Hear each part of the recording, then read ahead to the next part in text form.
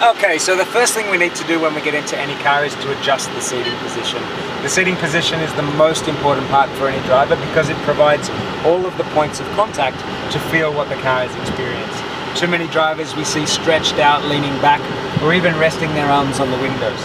The correct seating position, you need to have a nice bend in your knee. This allows you to apply the brakes with maximum force and comfortably. The backrest, you should be able to place your arm on the steering wheel while keeping your shoulder still in the seat. And my preference is to have the steering wheel as high and as close as you can for good steering control. If you're carrying something heavy, maybe a bag of sugar, you don't carry it out here, you carry it in this position, and the steering wheel should be in a similar place. The mirrors are also key for setting up when you're driving. Make sure you have one continual picture from this mirror to the one on the passenger side. So there should be no information overlap.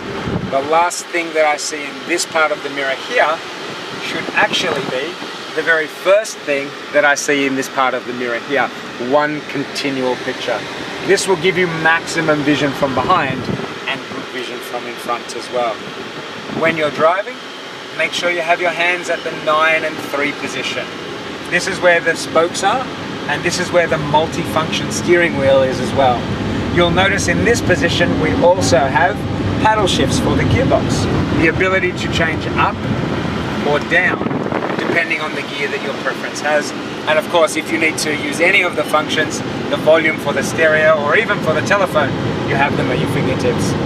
The next tip that we have is to look as far forward as you can.